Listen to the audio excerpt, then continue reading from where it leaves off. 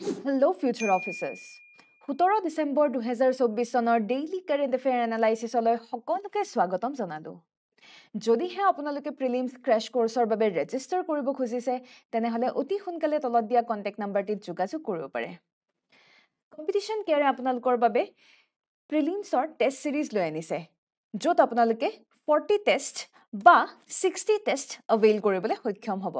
whichever you are interested in, আপোনালোকে অভেইল কৰিবৰ বাবে তলত দিয়া কণ্টেক্ট নাম্বাৰটিত অতি সোনকালে যোগাযোগ কৰিব পাৰে। তেনেহ'লে আহক আজিৰ মষ্ট ইম্পৰ্টেণ্ট টপিকসমূহ আমি চাওঁ। প্ৰথমেই চিফ মিনিষ্টাৰ ভূটান ভিজিট খুব ইম্পৰ্টেণ্ট GS2ৰ কাৰণে এটি ইম্পৰ্টেণ্ট টপিক আমি দেখা পালোঁ। চেণ্টা এনা উইণ্ডছ কিনো হয় আমি চাম। NHRCৰ ওপৰত আমি অলপ চাম। গোল্ডেন হাইটছ খুব ইম্পৰ্টেণ্ট বৰ্তমান সময়ৰ এটা ইম্পৰ্টেণ্ট লোকেশ্যন আমি প্ৰিলিমছ প্ৰস্পেক্টিভত চাম আৰু NEC এৱাৰ্ড কি হয় প্ৰিলিমছ প্ৰস্পেক্টিভত আমি চাবলৈ চেষ্টা কৰিম। আৰু তাৰ আগতে আপোনালোকক জনাই থওঁ যে যদিহে আপোনালোকে আমাৰ টেলিগ্ৰাম চেনেলত জইন কৰিব খুজিছে, তেনেহ'লে এই ভিডিঅ'ৰ তলতে আমাৰ টেলিগ্ৰাম চেনেলৰ লিংক দিয়া আছে। অতি সোনকালে তাতে ক্লিক কৰি পেলাই আমাৰ চেনেলৰ সৈতে জইন কৰিব পাৰে, আমাৰ সৈতে আপোনালোকে যোগাযোগ কৰিব পাৰে। তেনেহ'লে আহক আজিৰ ফাৰ্ষ্ট নিউজলৈ আমি আগবাঢ়িছোঁ। CM ভূটান ভিজিট, 4দিনীয়া অফিচিয়েল ভিজিট। আমাৰ মুখ্যমন্ত্ৰী হিমন্ত বিশ্ব শৰ্মাই 4দিনীয়া অফিচিয়েল ভিজিটৰ বাবে তেখেত ভূটানলৈ গৈছে। আৰু মূল উদ্দেশ্য আমাৰ যি দ্বিপাক্ষিক সম্পৰ্ক বাইলেটাৰেল ৰিলেশ্যনছ ষ্ট্ৰং কৰিবৰ বাবেই তেখেত ভূটান অভিমুখে তেওঁ ৰাওনা হৈছে। বিভিন্ন মেটাৰত আলোচনা হ'ব, যেনে energy, water resource, tourism, healthcare, education, culture, skill development, trade, বিভিন্ন বিষয়ত আলোচনা হ'ব। স্পেচিয়েলি আমি দেখা পাইছোঁ এটা খুব স্পেচিয়েল এটা প্ৰগ্ৰেম এডভান্টেজ অসম 2.0ৰ বাবে ৰোড শ্ব' আমি ভূটানত দেখা পাইছোঁ। এডভান্টেজ অসম নিশ্চয় সকলোৱে গম পায়, আমাৰ বিজনেছ চামিট, ইনভেষ্টমেণ্ট চামিট বুলিও আমি ক'ব পাৰোঁ। যিহেতু আগন্তুক আমাৰ এডভান্টেজ অসম 2.0 অহা বছৰ ফেব্ৰুৱাৰীত হ'বলৈ গৈ আছে, আৰু তাৰ বাবে সেইকাৰণে ৰোড শ্ব' এটা অৰ্গেনাইজ কৰা হৈছে ভূটানত, য'ত ইনভেষ্টাৰ্ছসকলক যাতে আকৰ্ষণ কৰিব পৰা যায়, যাতে প্ৰপাৰ ইনভেষ্টমেণ্ট যাতে কৰিব পাৰি, ফৰ ডেট পাৰ্পাজ আমি এটা ইণ্টাৰেষ্টিং এটা ষ্ট্ৰেটেজি দেখা পাইছোঁ। আৰু মেইন ফ'কাছ অসমৰ ইনভেষ্টমেণ্ট পটেঞ্চিয়েলক হাইলাইট কৰা হৈছে। And of course regional economic integration বুলি ক'লে ভূটান যিহেতু আমাৰ নিচেই কাষত, আমাৰ ডেভেলপমেণ্ট মানে বাই ডিফল্ট ভূটানৰো বহুখিনি ডেভেলপমেণ্ট হোৱাটো অবভিয়াছ। ভূটান আমাৰ এটা অভাৰঅল কোঅপাৰেশ্যন আমি দেখা পাওঁ। তাৰোপৰি ভূটানৰ 117th নেশ্যনেল ডে, আৰু যিহেতু 117th নেশ্যনেল ডে, আমাৰ কালচাৰেল ডিপ্ল'মেচি আমি দেখা পাইছোঁ with the help of CM's visit. আৰু আজিৰ দিনটো ভূটানৰ কাৰণে খুবেই ইম্পৰ্টেণ্ট। তাৰোপৰি বিভিন্ন বিষয়ত আলোচনা কৰা হৈছে, যেনে এনাৰ্জি কোঅপাৰেশ্যন। আৰু এনাৰ্জি কোঅপাৰেশ্যন বুলি ক'লে স্পেচিয়েল ফ'কাছ কিহত দিয়া হ'ব? স্পেচিয়েল ফ'কাছ ৰিনিউৱেবল এনাৰ্জিত ফ'কাছ কৰা হৈছে। ৱাটাৰ ৰিচোৰ্চ মেনেজমেণ্ট, যেনে আমাৰ বানপানীৰ কণ্ট্ৰল কৰা হওক, ইৰিগেশ্যনৰ ক্ষেত্ৰতেই হওক, কাৰণ আমি গম পাওঁ আমাৰ বাৰিষা কালত কেতিয়াবা নিশ্চয় আপোনালোকে শুনিছেই ভূটানে নিজৰ বান্ধ এৰি দিছে, বান্ধ খুলি দিছে, বানপানী হৈছে। এইবোৰ কিছুমান বিষয়, এই বিষয়তো আলোচনা কৰা হৈছে। তাৰোপৰি টুৰিজম কালচাৰেল এক্সচেঞ্জ বৰ্তমান সময়ত অসমৰ কাৰণেই হওক বা ভূটানৰ কাৰণেই হওক খুব এটা ইম্পৰ্টেণ্ট এটা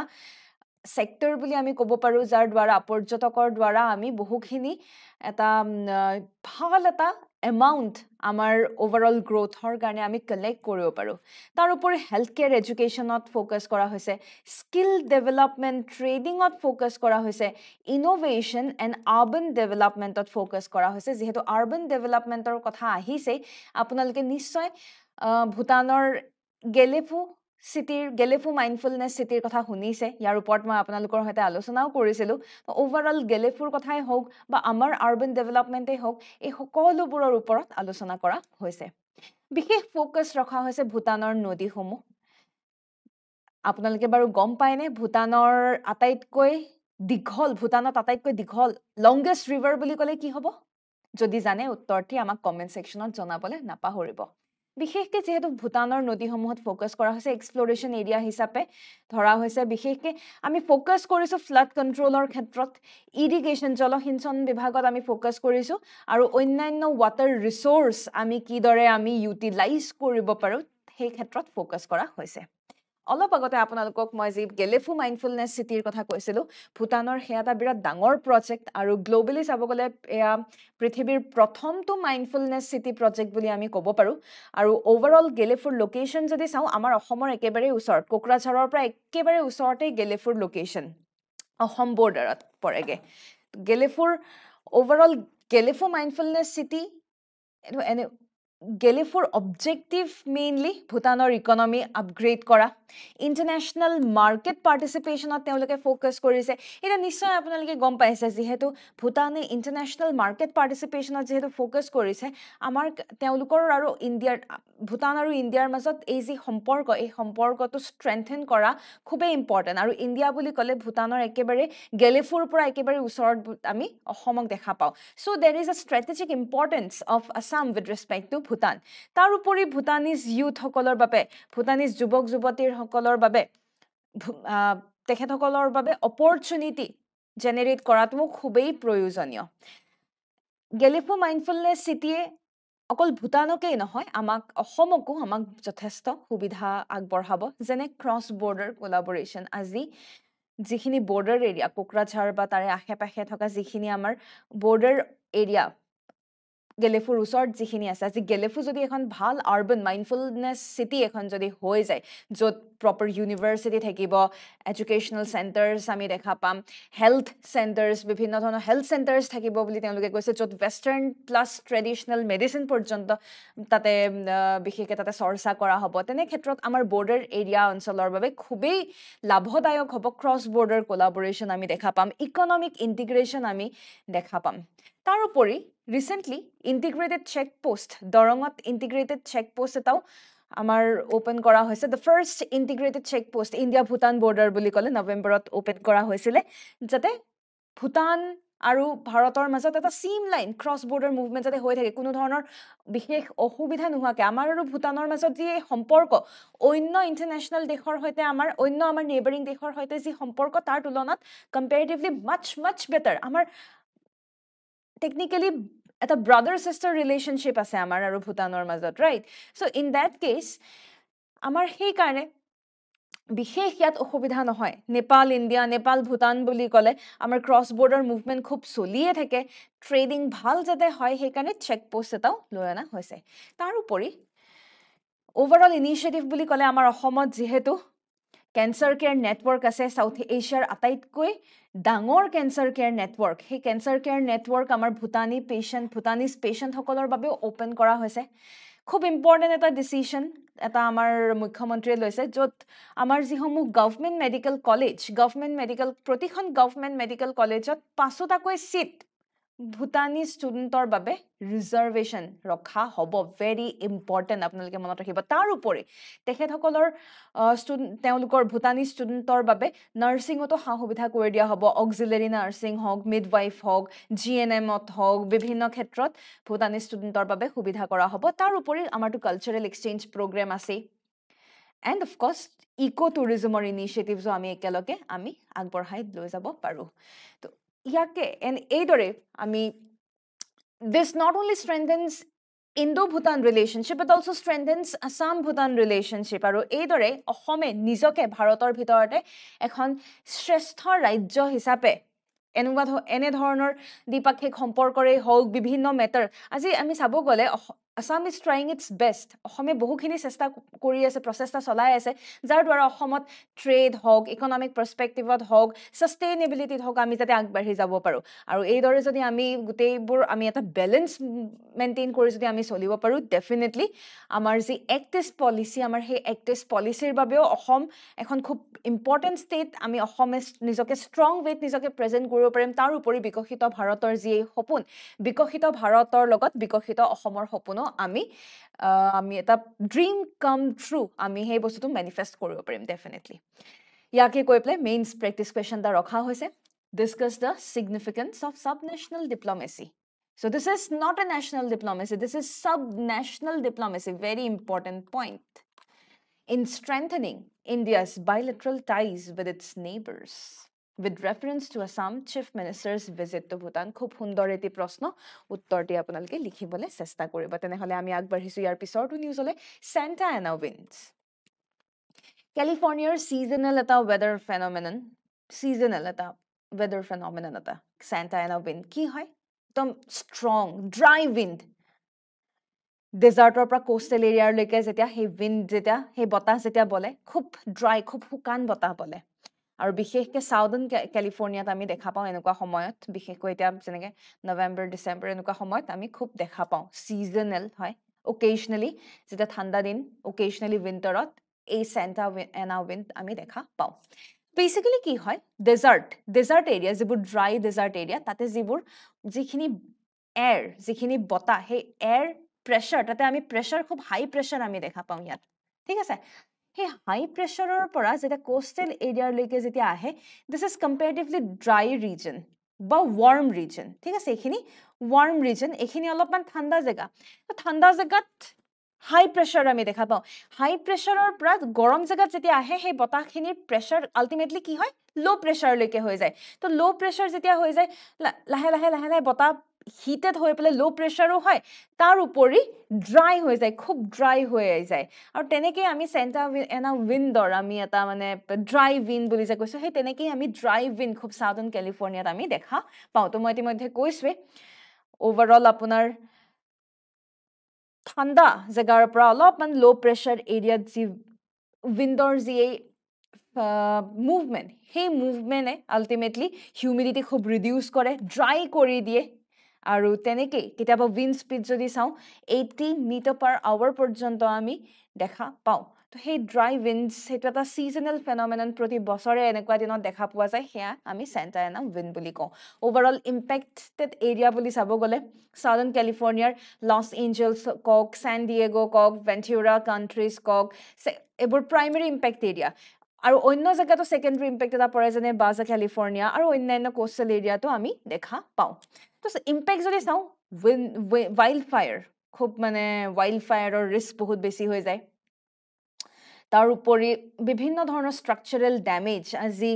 বিল্ডিং হওক পাৱাৰ লাইন গছ-গছনিৰ ড্যামেজ পৰ্যন্ত আমি দেখা পাওঁ হেলথ ইফেক্ট ইমান বেছি ষ্ট্ৰং উইণ্ড এলাৰ্জেন্স ধূলি ইত্যাদি ক্যাৰি কৰে যাৰ বাবে বিভিন্ন মানুহৰ এলাৰ্জিক কণ্ডিশ্যনছ ৰেস্পিৰেটৰী ইস্যুজ কিছুমান আহি যায় ব্ৰংকাইটিছ এজমা জাতীয় এনেকুৱা ধৰণৰ প্ৰব্লেমছ কিছুমান দেখা পোৱা যায় পাৱাৰ ডিসৰাপশ্যন আজি যিহেতু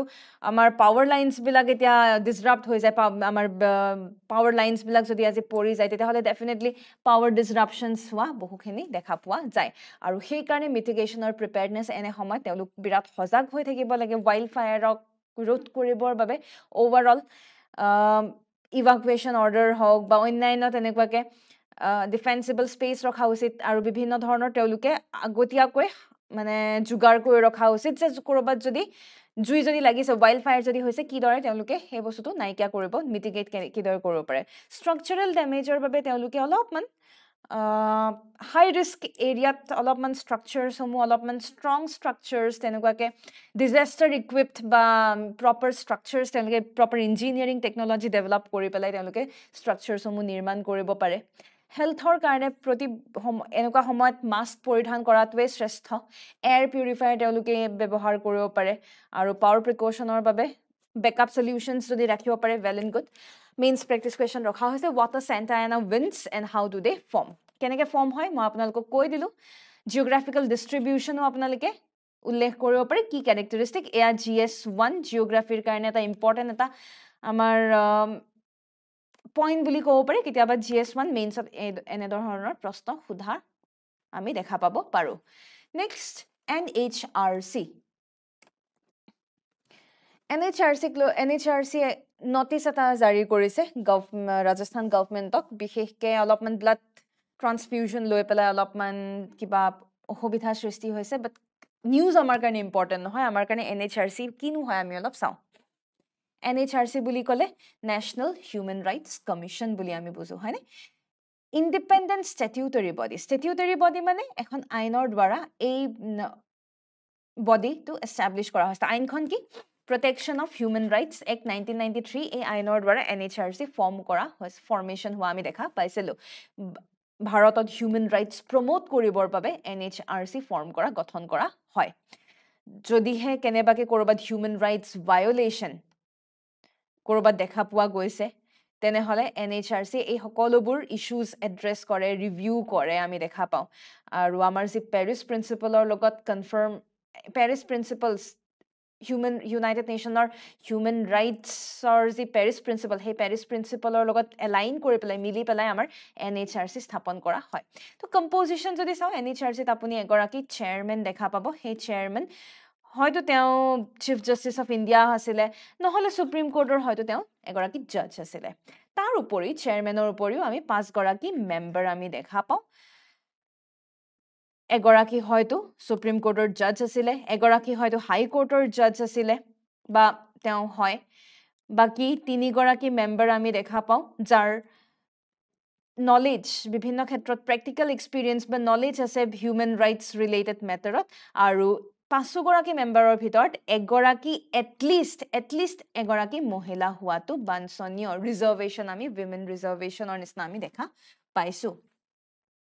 তাৰ উপৰি 7 গৰাকী ডিমড মেম্বাৰছ আমি দেখা পাইছো কৰপৰা লোৱা হয় আমাৰ যি national commission for backward class বা minority scheduled caste scheduled tribe protection of child rights women আৰু persons with disabilities যি সকল চিফ কমিশনাৰ বা চেয়াৰপাৰসন তেওঁলোকো 7 গৰাকী ডিম মেম্বাৰ হিচাপে NHRC থাকে এপইন্টমেন্ট আৰু টেনিয়ৰৰ ক্ষেত্ৰত চেয়াৰম্যান আৰু অন্যান্য মেম্বাৰ অন্যান্য 5 গৰাকী মেম্বাৰ এপইন্ট কৰে কোনে এপইন্ট কৰে প্ৰেসিডেন্টে এপইন্ট কৰে ভেৰি ইম্পৰ্টেন্ট ৰেকমেন্ডেশনৰ ভিত্তিত এপইন্ট কৰা হয় 6 জনীয়া মেম্বাৰ এখন 6 জনীয়া মেম্বাৰৰ কমিটি এখনে ৰেকমেন্ড কৰে আৰু তেওঁলোকৰ যদি টাৰ্ম চাও অফিচিয়েল টাৰ্ম 3 বছৰৰ টাৰ্ম বা হয় 3 বছৰ আৰু নহলে যদিহে তেওঁলোক 70 বছৰ বয়স হৈছে তেতিয়া হলে তেওঁলোকৰ ৰিটায়াৰমেন্ট হ'ব either they have attained the age of 70 or 3 years of tenure আমি দেখা পাওঁ total 6 জনীয়া যি আমাৰ মেম্বাৰ কমিটি আমি দেখা পাই আৰু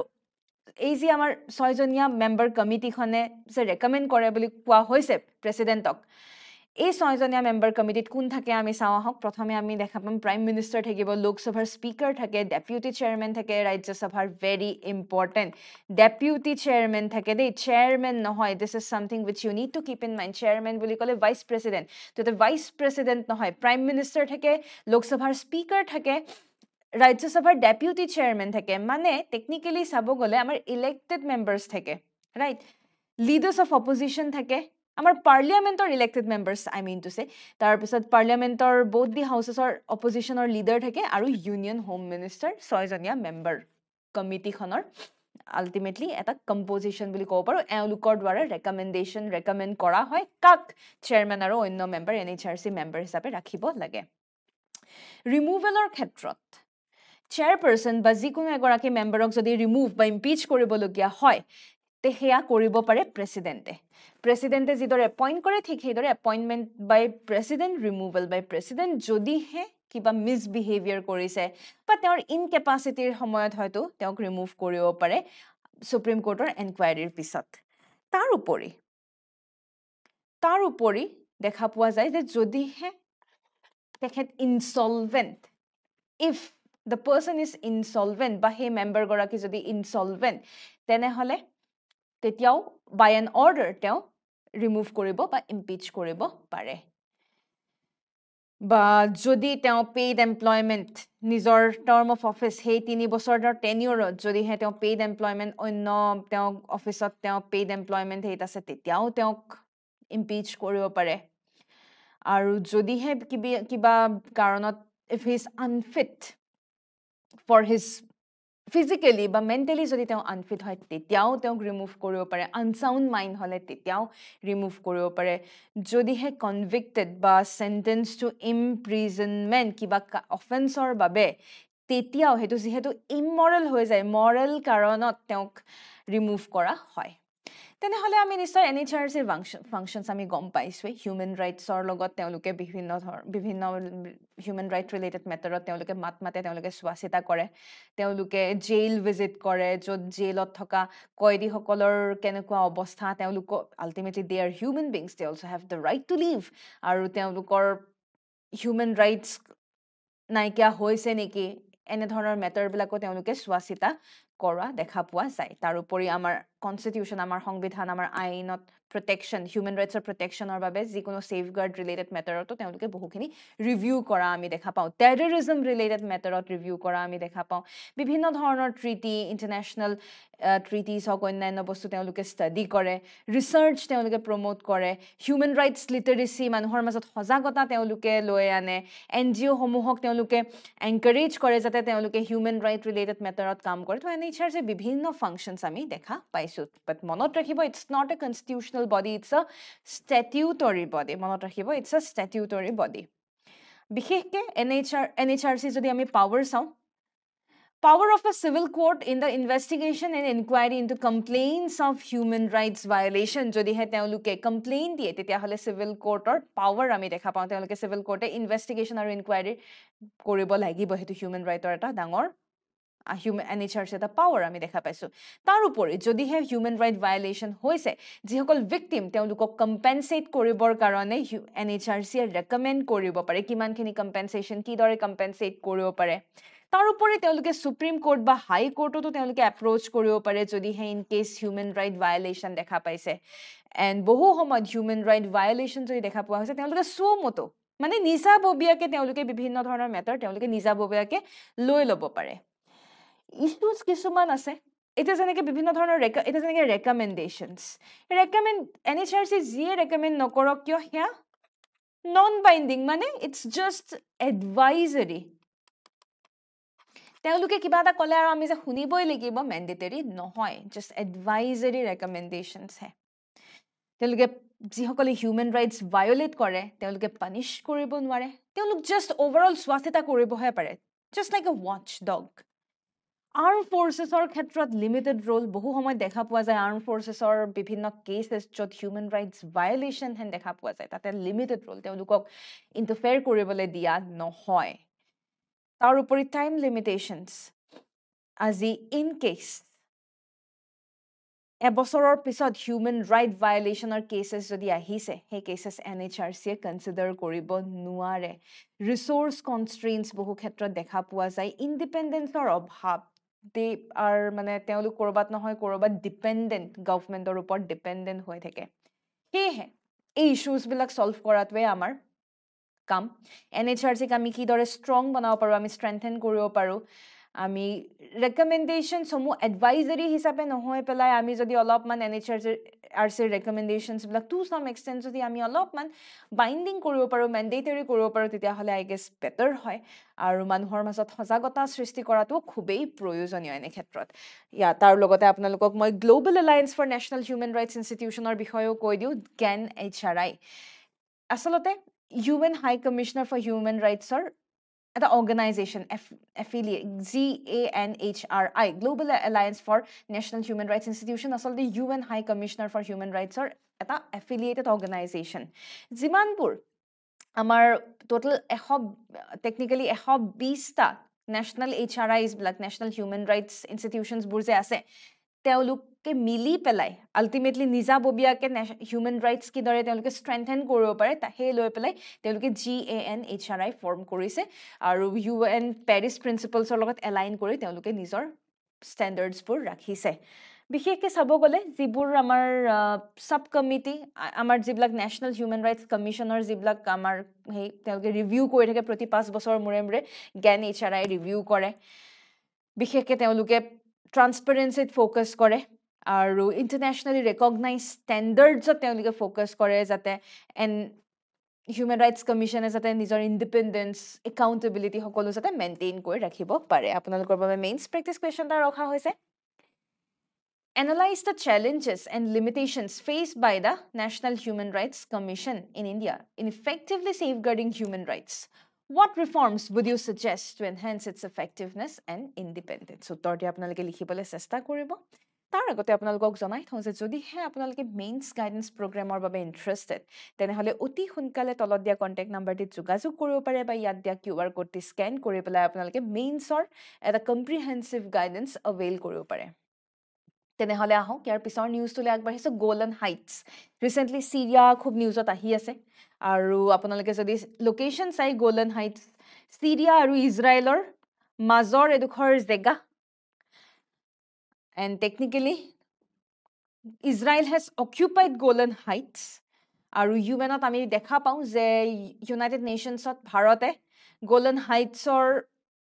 অধিকাৰ লৈ পেলাই ভাৰতে চিৰিয়াক ছাপোৰ্ট কৰাও আমি দেখা পাওঁ কিন্তু বহু আগতেই ইজৰাইলে গোলান হাইটছ অকুপাই কৰি লৈছিলে গোলান হাইট বুলি ক'লে এডোখৰ অলপমান পাহাৰীয়া অঞ্চল টেকনিকেলি অলপমান হিলি এৰিয়া Syrian territory হয় Israel occupied 1967 পৰা যদি আমি গোলান হাইটছৰ ভালদৰে লোকেশ্যন যদি চাওঁ জৰ্ডান ৰিভাৰ আপুনি দেখা পাব তাতে সি অফ গেলিলি দেখা পাব মাউণ্ট হেৰমন আছে সিজনেল ৱাডিয়াল ৰুকাৰ ৰিভাৰ আছে ইয়াৰমুক ৰিভাৰ আছে সাউথত তো এইটো এটা লোকেশ্যন বুলি আমি গোলান হাইটছৰ ক'ব পাৰোঁ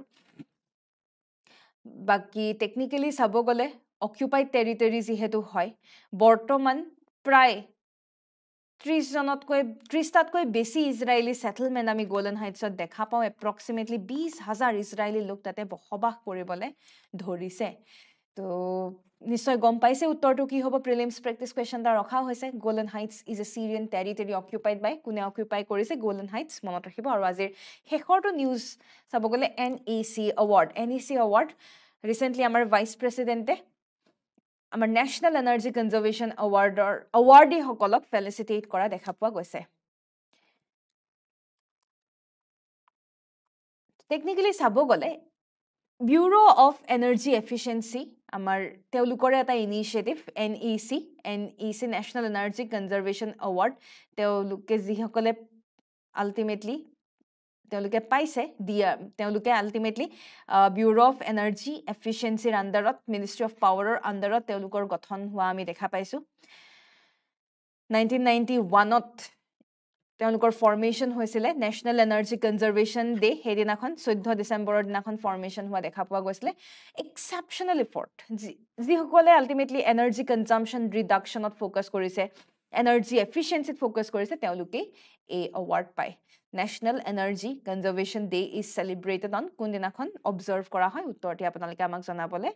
নাপাহৰিব আৰু কালিৰ আমাৰ যে ডেইলি নিউজ এনালাইচিছৰ প্ৰিলিমছ প্ৰেক্টিছ কুৱেশ্যনসমূহৰ উত্তৰসমূহ আমি চাওঁ আহক what is the name of the chatbot launched by the prime minister to assist devotees during Mahakumbh Mela 2025 উত্তৰটো কি হ'ব উত্তৰটি হ'ব কুম্ভ সহায়ক মনত ৰাখিব